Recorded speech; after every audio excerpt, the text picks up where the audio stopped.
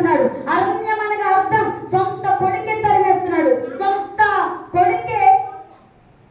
కొడుకే తరిమేస్తున్నాడు, సొంత భార్య తరిమేస్తుంది. ఇటువంటి స్థితిలో ఉండి కూడా దావీదు గారు ఏం చేస్తున్నారంట? యోధానికి అర్థం ఏంటి? స్తుతిస్తున్నా సరే ఆ దావీదు గారిలోకి వచ్చినది ఏంటి అనగా అరణ్యము, శ్రమ. అయ్యా నేను ఎంతగా స్తుతిస్తున్నాను కదా, ఎంతగా ప్రార్థిస్తున్నాను కదా, ఇంతగా ఆరాధిస్తున్నాను కదా, ఇంతగా దేవుని ప్రేమిస్తున్నాను కదా, ఇంతగా దేవుని కొరకు నాకున్నదంతా సమర్పిస్తున్నాను కదా, అయినా నాకు ఎందుకు ఈ అరణ్యమని? దేవుని విడిచిపెట్టలేదండి, ఆయన దేవుని తొలగించలేదండి, దేవుని పక్కన పెట్టలేదండి, దేవుని మందిరానికి వెళ్ళటం ఆగలేదండి ఆయన. ఈ యూదా అరణ్యము అనగా స్తుతి చేసే వాళ్ళ కష్టాలు వస్తాయంటే దావీదు అంటున్నాడు, స్తుతి చేసే వాళ్ళు కూడా కష్టాలు వస్తాయి. దావీదు భక్తుడు ఏమంటున్నాడు? ఒరే బాబు, నా అనుభవాల్లో చెప్తున్నా, స్తుతి చేస్తున్నాను, నాకు ఎందుకు ఈ కష్టాలు, స్తుతి చేస్తున్నాను ఎందుకు నాకు ఈ బాధలు, స్తుతి చేస్తున్న ఎందుకు ఈ ఇబ్బందులు, స్తుతి చేస్తున్న ఎందుకు ఈ ఇరుకులు, స్తుతి చేస్తున్న ఎందుకు ఈ కష్టాలు, స్తుతి చేస్తున్న ఎందుకు ఈ కన్నీరు, స్తుతి చేస్తున్నాను ఎందుకు నా జీవితం ఇలా విఫలమైపోతుంది అని అనుకుంటూ చింతిస్తూ దేవుడికి దూరం అయిపోతున్నావా నా కుమారుడా, నా కుమార్తె? లేదు లేదు, స్తుతి చేసిన కష్టాలు వస్తాయి, స్తుతి చేసిన కష్టాలు వస్తాయి. కానీ స్తుతి చేయడం ఆపకుండా ఉంటే ఆ కష్టాలలో మార్గాన్ని సిద్ధం చేస్తాడు దేవుడు. స్తుతి చేస్తే కష్టాలలో కూడా స్తుతి చేస్తే ఏం జరుగుతుందంట? దావీదు భక్తుడు అంతగా వర్ధిల్లటానికి గల కారణాలంటూ ఈ దినము వాక్య సందేశంలోంచి ధ్యానిద్దాం. అదే 63వ కీర్తన 1వ వచనం చదువుదామండి. దేవా నా దేవుడవు నీవే, వేకువనే నిన్ను చెప్తామా? దేవా నా దేవుడవు నీవే, వేకువనే నిన్ను వెదకెదను. దావీదు గారి జీవితం అంతగా వర్ధిల్లటానికి గల కారణము వేకువన దేవుని వెదికే అనుభవం కలిగిన వ్యక్తి అంటారు. అరే మనం ఎందుకు లేస్తాం ఉదయం వేకువనే? లేచిన వెంటనే చీపులు ఇచ్చుకునే వాళ్ళు ఎంతమంది? లేచిన వెంటనే బయటకు వచ్చేసి వాళ్ళు ఎంతమంది?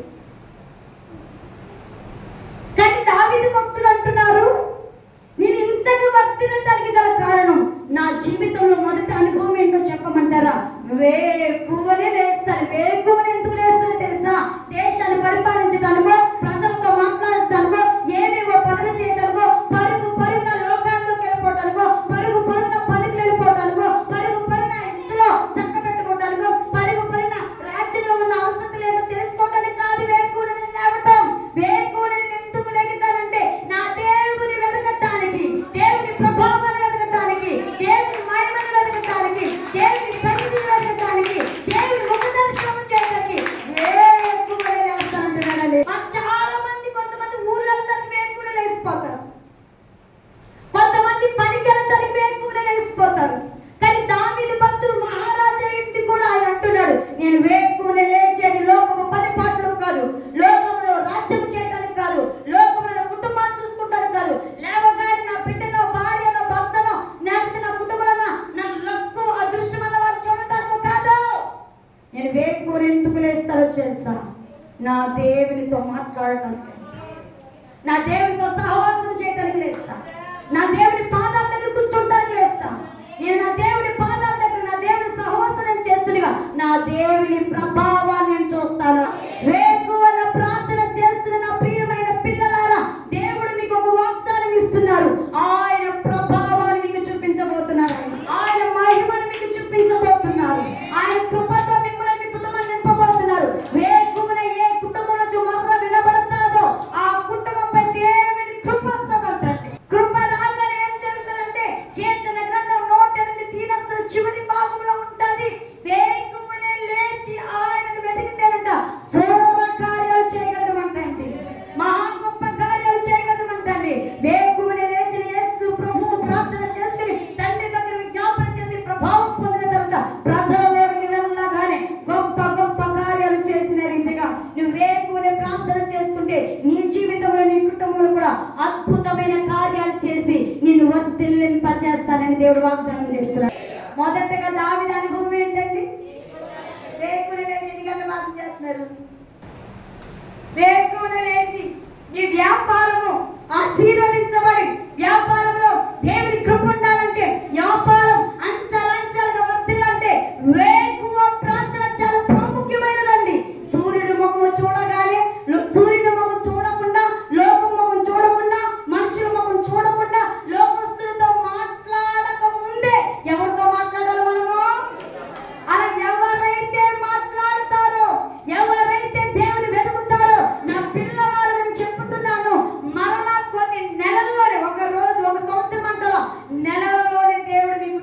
ఆశీర్వదించబోతున్నాడు. ఏ ప్రార్థన? ఇవేకో ప్రార్థన మనందరి ఇంటిలో ఉండును గాక. నాతో పాటు మీతో ఉండును గాక. మీతో పాటు మనందరూ ఏకువ జాము ప్రార్థనలోకి ఈ దేవునికి ప్రారంభించుదుము గాక. ఈ ప్రార్థన తేడా తెలుస్తుందండి. ఎవరు చేస్తున్నారు, ఎవరు చేయటంలో తెలుస్తుంది. ఎలాగంటే ఒక వేకువ జామున ప్రార్థన చేసే వారికి పరిపూర్ణమైన ఆరోగ్యాలు ఉంటాయి. వేకువ జామున ప్రార్థన చేసే వారికి సమృద్ధి కుటుంబం ఉంటుంది. వేకువ జామున ప్రార్థన చేసే కుటుంబంలో సమాధానం ఉంటుంది. వేకువ జామున ప్రార్థన చేసే కుటుంబం ఆత్మీయ జీవితం ఎదుగుతుంది. ఈ 4 ప్రతి కుటుంబాన్ని తేరి చూస్తాను. హల్లెలూయా. ఆ తేరి చూసినప్పుడు ఈ 4 కనబడ్డాయి అనుకో కుటుంబంలో. వారు ఏ ప్రార్థన చేసినట్టు ఎదిరించి సంఘమంతటికి వేకువ జాము ప్రార్థన వరమున దేవుడు ఇచ్చునుగాక. అందుకు కాబట్టి దావీదు ఏమయ్యాడంట? వర్ధిల్లాడు. రెండో అనుభవం చూస్తే దావీదు గారంట ధ్యానించాలంటే ఏం చేశారంట? అదే 63వ కీర్తన 4వ వచనం చదువుదాం. నా మంచం మీద నిన్ను జ్ఞాపకం చేసుకుని రాత్రిల జాముయందు నిన్ను ధ్యానించునప్పుడు. ఎవరిని దావీదు ధ్యానిస్తున్నాడంట? దేవుని ధ్యానించడం అంటే అర్థం ఏంటి చెప్పాలి? దివారాత్రులు నీ వాక్యమును ధ్యానించబడతారు. హల్లెలూయా. వాక్యము చదివినప్పుడు మనకు బోరు కొట్టకుండా, వాక్యం చదివినప్పుడు మనకి నిద్ర రాకుండా, వాక్యం చదివే కొద్ది ఇంకా చదవాలనిపించాలి అనిపిస్తే 3 పాయింట్లు వాక్యంలో పెట్టుకోండి. దీంట్లో ఏ వాక్యం వచ్చింది? ఇప్పుడు దివారాత్రులు ఆయన వాక్యాన్ని ధ్యానిస్తేనే మనం ఆశీర్వదించాలి. ఆ వాక్యము ధ్యానిస్తే ఒక ఆజ్ఞ, ఆశీర్వాదం తర్వాత ఈ ఆజ్ఞ ఎక్కడెక్కడ ఉందో చదువుకుంటూ ఉండాలట. 3వది నా కొరకు విడిచిపెడతాను, దేవుడు చేయమంది చేస్తాను. 3వది వాగ్దానం అధ్యాయం ఏది ఉందా అని చదివితేనంట వాక్యము బోరు కొట్టదంటండి. వాక్యం చదివేటప్పుడు నిద్ర రాదు. దావీదు దివారాత్రులు ఏది ధ్యానించేవారంట? వాక్యాన్ని ధ్యానిస్తే కొవ్వు మెదడు దొరికినంత రుచిగా ఉండేదంటండి. కొవ్వు తింటే ఎంత రుచిగా ఉంటుందో, మెదడు తింటే ఎంత రుచిగా ఉంటుంది, ఎంత ఆరోగ్యకరంగా ఉంటుంది అంటారు. అంతకంటే ఎక్కువ రుచి దావీదుకి ఏది ఇచ్చిందంటే పరిశుద్ధ గ్రంథము. ఈ గ్రంథము ప్రతిదినం ఎవరైతే ధ్యానిస్తారో వారు అంతకంతము. దావీదు గారు మీరు అంతగా వర్ధిల్లడానికి కారణం ఏంటని మనం అడిగితే ఆయన ఆత్మ చెప్పుతుంది ఏంటో తెలుసా? నేను వేకువన లేచే అనుభవం నాకు ఉంది. అది కూడా దేవుడు వెతకడానికి నేను లేచేవాడిని.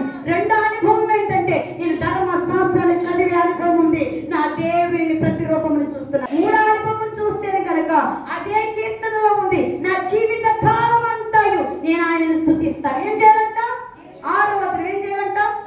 చెప్పాలి. జీవిత కాలం అంతా చెప్పాలంటే ప్రతి ఒక్కరు మొదటగా వేకువ జామున లేచి ప్రార్థన ఎప్పుడు వరకు చేయాలి? ఆయన ప్రభావము 10 నిమిషాలు ప్రార్థన చేసి 10కి టైం అయిపోయింది వెళ్ళిపోవడం కాదు. 10కి 4కి వెళ్ళవలసి మనం ఎన్నింటికి లేచి ప్రార్థన చేయాలి? కనీసం మినిమం గంటైనా చేయాలంట. మినిమం గంట ప్రార్థన వేకువ జామున ప్రార్థన చేస్తే అప్పుడు దేవుడు కృప ప్రసన్నత ప్రభావం మన మీదకి వస్తుందంట. ఆ దినమంతయు దేవుడు మనకు తోడై ఉంటాడు. వేకువని ప్రార్థన చేస్తే యేసు మనలో ఉంటాడండి. మనం వెళ్తూ ఉండగా యేసు వస్తా ఉంటాడు. అరణ్యంలోకి వెళ్ళినా, చెరువులో దిగినా, షాప్కి వెళ్ళినా, వ్యాపారాలకు వెళ్ళినా యేసే వస్తాడు. నిన్ను చూసి కస్టమర్లు రారు, నిన్ను చూసి వ్యాపారం రాదు, నిన్ను చూసి కిరాయిలు రావు, నిన్ను చూసి పట్టుబడులు రావు, నిన్ను చూసి పనులు రావు. నీలో ఉన్న యేసయ్యను చూసి వస్తాయండి. బాబు నిన్ను ఆశీర్వదిస్తాను, వేకువన ప్రార్థన చేయాలంటాడు ఆయన. ఒరే బాబు నిన్ను ఆశీర్వదిస్తాను, ఎత్తిస్తాను, వర్తిల్లింపచేసిన వాక్యాన్ని ధ్యానం చెయ్య అంటున్నారు ఆయన. సంఘమంతయు వాక్యం మీద పట్టుదల కలిగి ఉండాలండి. వాక్యం ఎవరై ఉన్నారు?